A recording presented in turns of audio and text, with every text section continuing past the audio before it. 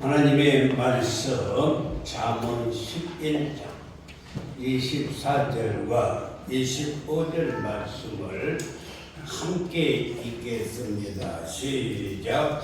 흩어 구제하여도 더욱 구하게 되는 일이 있나니 가을이 놔둬도 가난하게 될 뿐이니라. 구제를 좋아하는 자는 풍족하여 질 것이요 남을 윤택하게 하는 자는 자기도 윤택하여 지리라. 아멘. 사랑하는 성도 여러분, 오늘 설교 제목이 구제가 주는 유익이라는 말씀입니다. 그런데 구제를 통해서 내 주머니가 텅텅 비어가게 된다고 생각하는 어리석은 사람은 오늘 설교가 절대로 은혜가 되지 않을 거예요. 그러나 구제를 통해서 하나님의 나라에 물질을 심는다고 생각하는 지혜로운 사람은 오늘 설교가 큰 은혜가 될 줄 믿습니다. 똑같은 아침 이슬을 먹는 뱀은 독을 만들어내고 그리고 벌은 꿀을 만들어내는 것입니다. 그렇다면 오늘 예수님께서는 무엇라고 말씀했을까? 사도행전 10장 35절 말씀을 보면 예수께서 친히 말씀하신 바 주는 것이 받는 것보다 복이 있다 하심을 기억하야 할지라 라고 말씀했습니다. 사랑하는 성도 여러분, 우리는 받는 것이 복이라고 그러는데 우리 예수님은 주는 것이 받는 것보다 더 큰 복이라고 말씀을 했어요. 지혜의 왕 솔로몬은 오늘 본문에서 잠언 11장 24절과 25절에서 흩어 구제하여도 더욱 구하게 되는 일이 있나니 가도히 아껴도 가난하게 될 뿐이라 라고 말씀을 했고 25절에서는 구제를 좋아하는 자는 풍족하여 질 것이요 남을 윤택케 하는 자는 자기도 윤택하여 지리라 라고 말씀을 했습니다. 여러분은 성도 여러분, 구제라는 단어의 뜻은 어려움이나 위험에 빠진 사람들을 돕거나 구하여 주는 것을 말씀하고 불행이나 죄에서 구원해 주는 것을 말씀하고 있습니다. 그런데 성경에 기록된 히브리어와 헬라어에서는 우리나라의 구제의 정의와 조금 다른 것을 설교를 통해서 발견을 했는데 우리말의 구제는 행위에 초점을 맞추어서 기록을 하고 있다면 성경에 기록된 히브리어와 헬라어의 구제는 구제의 동기와 태도 그리고 구제의 수준을 잘 말씀해 주고 있습니다. 구제라는 히브리어 단어는 베라카인데 이 베라카라는 말의 뜻은 복, 블레싱이라는 뜻이 있고 선물이라는 말이 있고 간대함을 말하고 있습니다. 그러니까 우리가 구제할 때 상대방이 내가 지금 복을 받고 있다 하고 느낄 정도의 수준으로 구제하는 것이 성경적 구제입니다. 그냥 의무적으로 몇 푼 던져주는 것이 그것이 구제가 아니고 내가 복을 받고 있다 할 정도로 우리가 구제하는 것이라는 것입니다. 두 번째 베라카의 뜻은 선물이라는 뜻이 있는데 상대방이 도움을 받을 때 정말 내가 좋은 선물을 받고 있다 하고 느낄 정도로 하는 것입니다. 이것이 구제의 수준을 보여주는 히브리 개념이라고 말할 수가 있어요. 세 번째 구제는 관대함이라는 뜻이 있는데 이 뜻은 넉넉함이라는 뜻인데 우리가 후하게 주어서 받는 사람이 후한 느낌을 갖게 하는 것이 구제라는 것입니다. 사랑하는 성도 여러분, 그러니까 구제의 행위도 매우 중요합니다만은 그러나 더 중요한 것은 우리가 구제하는 마음이라는 것입니다. 이제 우리가 구제할 때 이런 마음을 가지고 구제할 수 있기를 주님의 이름으로 축복합니다. 성경에서 구제는 첫 번째로 절대로 내게 손해가 아니고 유익이라는 것입니다. 이럴 때 아멘을 좀 해야 되는데 구제하는 것은 절대로 내게 손해가 아니고 유익이에요. 더 큰 소리로 아멘. 전도서 11장 1절 말씀을 보면 너는 내 떡을 무리에 던져라. 무리에 던지면 어떻게 되겠어요? 떠나가 버릴 것 아닙니까? 그런데 그것이 아니고 여러 날 후에 도로 찾게 된다는 것입니다. 그렇기 때문에 손해가 아니고 유익이에요. 사람들은 내가 가지고 있는 것으로 누군가를 돕다 보면 마이너스가 된다고 생각을 하는데 성경은 내가 가지고 있는 것이 누구에게가 흘러가는 것이 나에게 플러스가 된다라고 말했고 오늘 본문 말씀에서도 24절과 25절에서 흩어서 다 구제하여도 후하게 된다는 것입니다.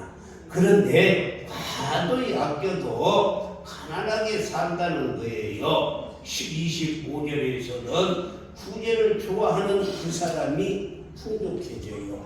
아멘. 구제를 좋아하는 그 사람이 풍족해집니다. 그뿐만이 아니라 남을 윤택케 하는 자도 그가 윤택하여 지리라 라고 말씀을 했어요. 이 말씀을 통해서 누군가를 도우면 손해구나 하는 생각이 이제 바뀌어서 누군가를 도와주면은 나도 복을 받고 그도 복을 받는구나 라고 생각해야 될 줄 믿습니다. 왜 그러냐면 두 번째로 구제는 우리가 하나님께 구워주는 거예요. 할렐루야. 구제는 하나님께서 우리에게 구워가는 것입니다.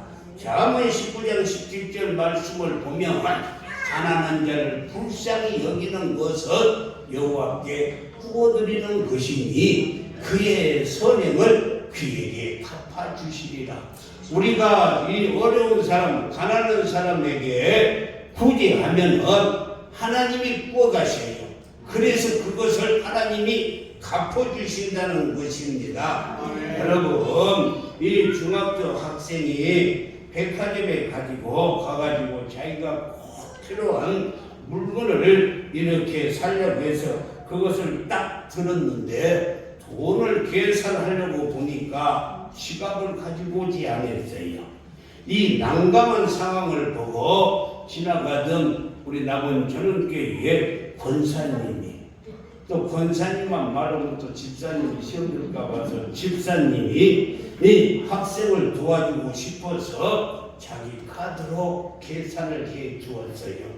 그런데 알고 보니까 이 학생의 아버지가 큰 부자인 거예요.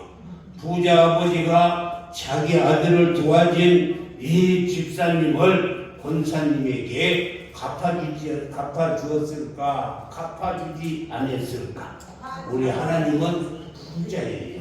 그래서 우리 하나님이 갚아주신다는 것입니다. 그것만 달랑 갚아주는 것이 아니라 더 많은 것으로 갚아주세요. 성경에 가난하고 어려운 사람들을 하나님께서는 더 많이 사랑하셨어요. 시편 68편 5절 말씀을 보면 그의 거룩한 처소에 계신 하나님은 고아의 아버지이시며 과부의 재판장이라 라고 말씀했어요. 고아가 얼마나 힘들어요. 그런데 하나님이 아버지가 되어서 도와주시고, 과부가 얼마나 억울한 일을 많이 당합니까? 그래서 하나님이 재판장이 되셔서 억울한 일을 당하지 않도록 지켜주신다라는 것입니다.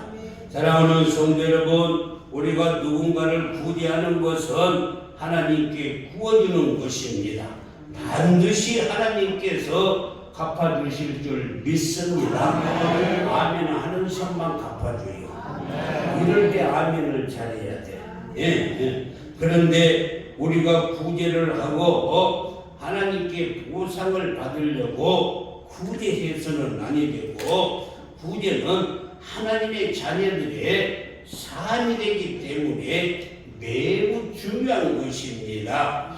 하나님의 정말 가장 사랑하는 사람들의 우리가 도와주었기 때문에 하나님께서 갚아주셔요. 그러므로 우리는 늘 손을 펴서 어려운 사람들을 구제하면 그때 하나님께서 갚아주실 줄 믿습니다. 세 번째는 경건한 신앙인들은 반드시 구제를 해야 돼요.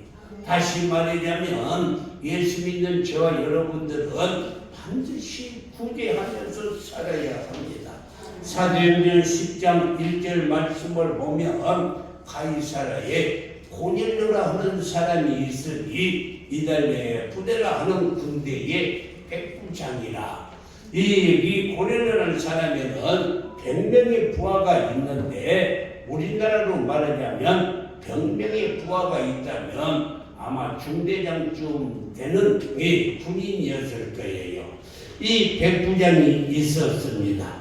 그런데 이달리아 부대예요. 그런데 그가 2절에 보니 경건하여 온 지방과 더불어서 하나님을 경외하고 백성을 많이 구제했다. 그리고 하나님께 항상 기도했다라고 말씀했어요. 하나님을 경외한다는 말은 항상 두려운 마음으로 하나님을 섬기면서 그는 두 가지를 했는데, 백성을 많이 구제했고 그리고 항상 하나님께 기도했다라고 했습니다. 이렇게 경건한 성도는 내가 가지고 있는 것을 어려운 이웃을 위해서 나누어주는 삶을 살아야 돼요. 이것이 하나님의 자녀들의 삶인 줄 믿습니다. 우리 모두는 하나님으로부터 구제받는 자들입니다. 사랑하는 성도 여러분, 인생의 최고의 재난은 저 지옥으로 들어가는 것인데 이것보다 더 큰 재난은 없을 것입니다. 보통 재난은 호흡이 붙어 있는 순간까지만 느낄 수 있는 고통이라고 말한다면, 저 지옥에서의 고통은 영원한 고통인 거예요. 영원한 고통에서부터 소중한 아들 예수 그리스도를 십자가에 못 박아서 저와 여러분을 구원해 주신 그 하나님, 할렐루야. 지옥의 고통으로부터 우리를 구원해 주신 하나님, 그 은혜를 우리 모두가 받을 줄 믿습니다. 그리고 우리가 궁핍하고 어려울 때마다 하나님께서 오늘까지 채워주셔서 살게 된 것입니다. 그래서 사도 바울은 빌립보서 4장 19절에서 나의 하나님이, 여러분 하나님이 나의 하나님이 되어야 돼요.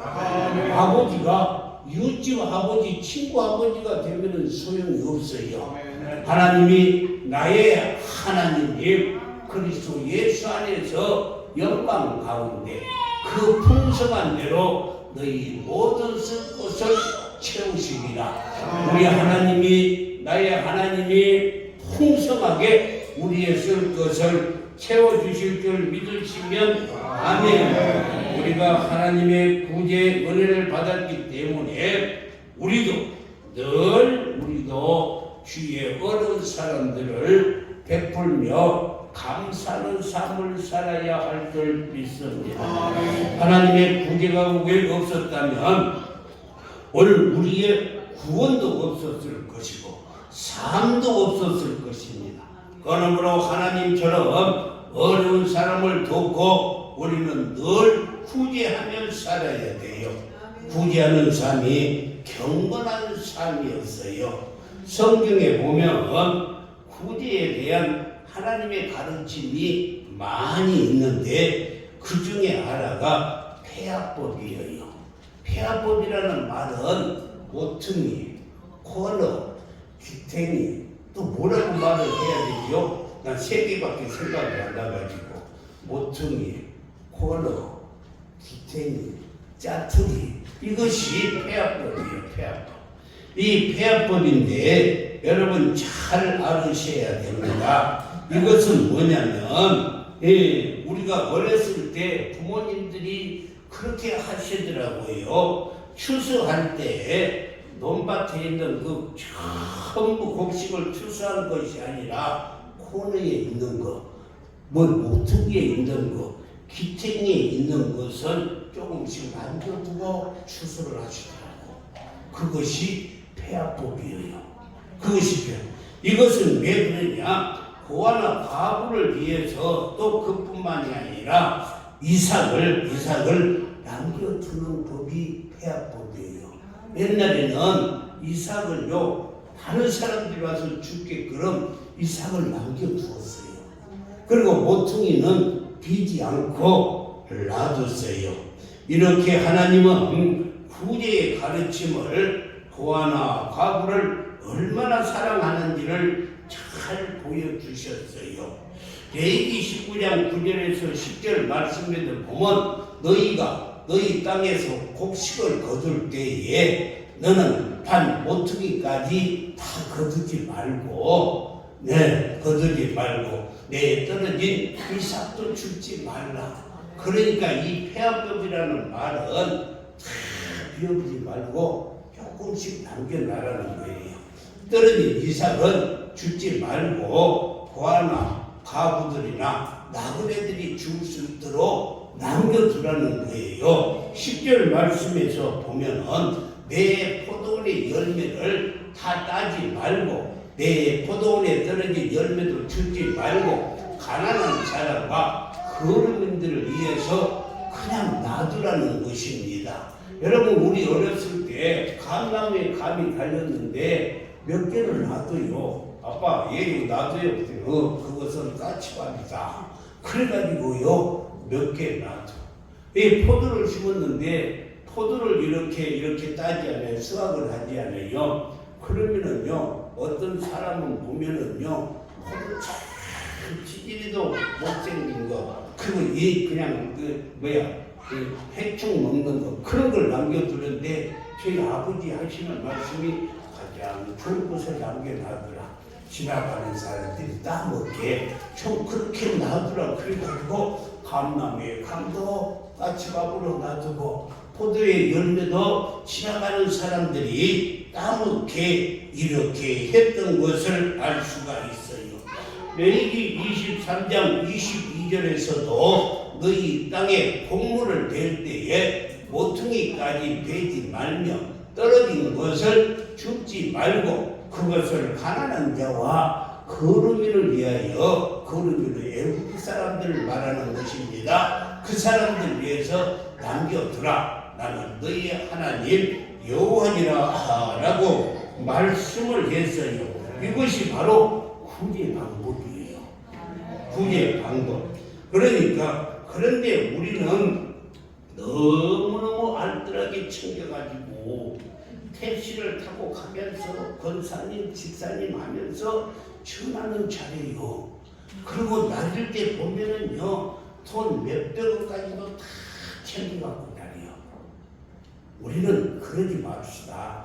돈 몇백원 남기는 것은 기사님 그냥 놔두세요. 이렇게 좀 해요. 아니 저기 돈 이야기가 많은 소리가 안 나와. 그리고요 처편이 좀 여유가 있으면 1,000원짜리도 좀 이렇게 거스름 돈으로 그냥 놔두고 와요. 예를 들어서 7,000원이나 8,000원이 나왔으면 10,000원짜리 주면서 2,000~3,000원은 기사님 수고하시는데 커피 한 잔이라도 먹고 일하세요. 그러면은 낙원교회 이 권사님이 그렇게 했다면 그 기사가 하루 종일 다니면서 낙원교회 선전해지지 않겠어요? 그런 점 그것이 무슨 법이라고요? 여러분 그것이 무슨 법이요? 폐하법이요. 폐하법. 야 우리 성도들은 그냥 시부려도 잘 알아. 폐하법. 폐하법. 여러분요 구제의 법이 바로 이것인 줄 믿습니다. 여러분 구약 성경에 보면 폐하법 때문에 만난 부부가 있어요. 그 부부가 누구냐면은 보아스와 룻입니다. 이 모압 여인 룻이 시어머니 나오미를 따라서 베들레헴으로 왔어요. 그런데 베들레헴에 왔는데 먹을 것이 없어서 보아스의 밭에 가서 이삭을 주어다가 이 시어머니 나오미를 이렇게 공경을 했어요. 보아스가 이런 룻의 이야기를 듣고는 룻이 이렇게 이삭을 주스러 오면은 이삭을 좀 많이 떨어쳐놔라 이렇게 시켰어요. 이삭을 많이 떨어쳐놔라 남겨두어라 라고 했어요. 그래서 그들이 얼레리 꼴레리 해가지고 이 인연을 맺어서 살게 되었는데 그 스라에서 오벳을 낳고 오벳이 이새를 낳고 이새가 다윗을 낳았어요. 그러니까 그 룻과 보아스가 난 그 사람이 오벳이 누구냐? 다윗의 할아버지예요. 할아버지. 그 다윗을 통해서 다윗의 후손으로 우리 예수님이 오셨어요. 다시 말하자면은 이 폐하법을 통해서 예수님이 오셔서 우리 민족들을 온 세계를 구원해 주신 줄 믿습니다. 잠언 29장 7절에서 의인은 가난한 자의 사정을 알아주나 악인은 알아줄 지식이 없느니라 라고 말씀했어요. 여기서 알아준다는 것은 가난한 자와 고아와 과부에게 관심을 가져주고 돌봐준다는 뜻이에요. 그런데 사람이 재앙을 기뻐하는 자는 우리가 형편을 넘지 못한다. 잠언 17장 5절에서 말씀하고 있습니다.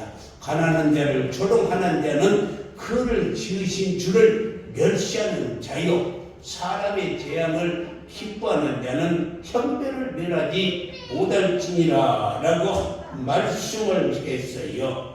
사랑하는 성도 여러분, 어려운 자를 조롱하고 기뻐하면 형벌을 면치 못해요. 이것이 하나님의 마음인 것입니다. 잠언 28장 7절에서도 가난한 자를 구제하는 자는 궁핍하지 아니하려니와 절대 하나님이 궁핍하게 내주지 않습니다. 못 본 채 하는 자에게 저주가 크다라고 말씀했어요.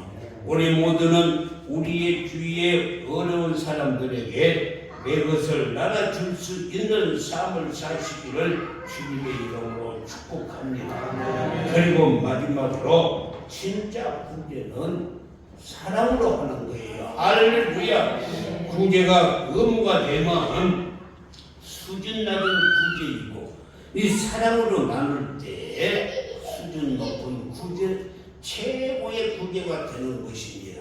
그래서 고린도전서 13장 3절 말씀을 읽겠습니다. 시작. 내가 내게 있는 모든 대하고 불사르게 내어줄지라도 사랑이 없으면 내게 아무 유익이 없느니라. 그냥 던져주는 식으로 구제하지 말고 그를 사랑하는 마음으로 구제해야 된다는 것입니다. 사랑하는 성도 여러분, 그때 하나님께서 갚아주세요. 한국 전쟁과 더불어서 이 땅에 많은 도움을 주었던 구호단체가 있는데 그것이 월드비전이라는 구호단체입니다. 월드비전이 처음에는 선명해라라고 이름을 지었어요. 선명해라고 이름을 지으니까 통일교 문선명이라고 이렇게 생각하는 사람들이 있을 것 같고 오해할까 봐서 월드비전이라는 이름으로 바꿨던 것입니다. 월드비전을 세우신 선교사님은 박피우스라는 선교사님인데 1947년 그가 중국으로 들어가서 복음을 전하고 있었는데 중국이 갑자기 공산당이 되어버렸어요. 그래서 거기서 전도할 수가 없어서 한국으로 오게 되어서 6.25 전쟁으로 부모를 잃고 헐벗고 있는 고아들 그리고 전쟁으로 남편을 잃은 전쟁 가구들의 고통스러운 삶을 보면서 그가 기도하기를 이렇게 기도했어요. 하나님의 마음을 찢는 것들로 나의 마음을 찢게 하여 주시옵소서. 하나님의 마음에 정말로 고통스러운 것을 나도 그 마음을 주라는 거예요. 다시 말하자면 하나님의 마음을 아프게 하는 그 일로 나에게도 가슴이 아프게 해주세요. 이렇게 했어요. 하나님, 저 전쟁으로 부모를 잃어버린 고아들의 아픔이 나의 아픔이 되게 해주세요. 저 전쟁 가부들을 보고 하나님의 아픔이 내 아픔이 되기를 원합니다. 그래서 월드비전을 통해서 많은 고아 전쟁 가부들이 큰 도움을 받게 되었던 것입니다.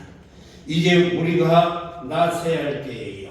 우리 주위에 정말 도움이 필요한 분들을 위해서 여러분들이 구제의 손길을 활짝 펴시기를 주님의 이름으로 축원합니다. 사랑하는 성도 여러분, 구제의 실상은 나를 복되고 부유하게 하는 거예요.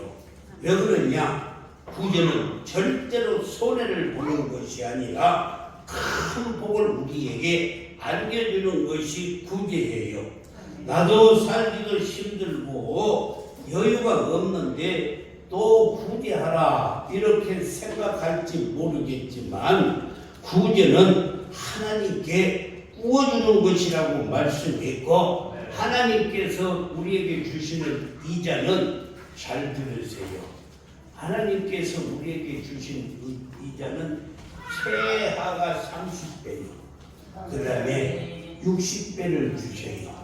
하나님이 이자를 쳐주는데 100배를 쳐줘요. 100배. 그 다음에 1000배. 신명기 1장에 보면은 하나님께서 1000배로 갚아주신다고 말씀했어요. 여러분요, 그뿐만이 아니라 하나님께서는요, 흔들어서 넘치도록 우리에게 안겨주시는데, 안겨주세요. 그렇다면, 이사야 58장 7절에서 11절 말씀에 보면은, 구제하는 사람들에게 축복을 주는데, 어떤 축복을 주는가? 7절에 보니 이렇게 말씀했어요. 또 줄인 자에게 내 양식을 나누어 주며 유리하는 빈민에게 집에 드리며 헐벗는 자를 보면 입히고 내 권력을 피하여 숨지 아니할 때 다시 말입니다. 줄인 자에게 먹을 양식을 주는 자 그리고 유리하는 빈민에게 잠잘 곳이 없는 자에게 이렇게 집에 드리고 헐벗는 자에게 옷을 입히고 내 형제간이 힘들고 어렵다 할 때 피하지 아니하고 도와주면 어떻게 된다고요? 8절에서 내 빛이 새벽같이 비칠 것이라. 할렐루야. 하나님께서 이렇게 축복을 주시는데 새벽같이 비칠 것이요. 또 그뿐만이 아니라 내 치유가 급속하다. 여러분 잘 들으세요. 여기를 봐요. 저기 보지 말고 저를 보세요. 제가 설교하고 있잖아요. 여러분 아픈 사람이 있으면 구제해요.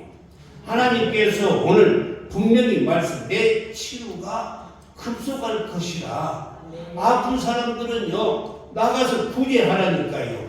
그러면 하나님께서 급속히 치료해 주신다는 거예요. 그뿐만이 아니라 여러분요 소원을 이루고 싶은 사람이 있으면은 구제하세요. 그러면 하나님께서 소원을 이루어 주셔요.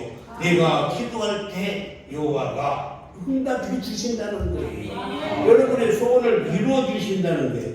그뿐만이 아니라 하나님을 만나고 싶은 분도 구제하세요. 내가 부르짖을 때 내가 여기 있다 하노라. 할렐루야. 하나님은 구제하는 자에게 이렇게 축복을 주셔요. 또 10절에서는 뭐라고 말했냐면 줄인 자에게 내 심령을 동하며 괴로운 자의 심령을 만족해 할 때에 어둠이 낮과 같이 밝아질 것이라 라고 말씀했습니다. 그런 분들에게 11절에서 여호와가 저와 여러분을 항상 인도해 주신다는 거예요. 하나님과 함께 하기를 원하십니까? 그렇다면 구제해 보세요. 어려운 사람을 도와줘 보세요. 형제간이 어렵다 하면 전화도 받지 않고 그러지 말고 도와줘 보세요. 하나님이 갚아주신다니까요. 메마른 곳에서 내 영혼을 만족해 하시며 특별히 골다공증이 있는 사람 잘 들으세요. 구제하시면 하나님께서 내 뼈를 견고하게 해주십니다. 골다공증 환자 있어요. 골다공증 환자가 있으면 내 뼈를 견고하게 해주신대요. 3번에. 그리고 너는 물된 동산 같겠고. 여러분요 물된 동산이 얼마나 축복입니까? 그 물이 끊어지지 않는 샘 같을 것이라 라고 말씀을 했습니다. 사랑하는 성도 여러분, 구제를 할 때 하나님께서 이러한 축복을 주신다고 말씀했어요. 할렐루야. 이 축복을 받기 위해서 구제를 하는 것이 아니라 구제를 함으로 말미암아서 너도 복을 받고 나도 복을 받고 할렐루야. 축복받는 삶을 살기 위해서 오늘 지혜의 왕 솔로몬이 흩어 구제하여도 하나님께서 축복해 주신다는 것입니다. 구하게 해주세요. 그러나 하도 약겨도 가난케 된다고 말씀했으니까 여러분 주위에 어려운 사람 내 형제간이 힘들어서 어려워서 전화하면 전화도 받지 않고 피하고 이렇게 하지 말고 함께 도우면 형제간이 서로 잘 사는 정말 은혜와 축복 속에 살게 될 줄 믿습니다. 기도합니다.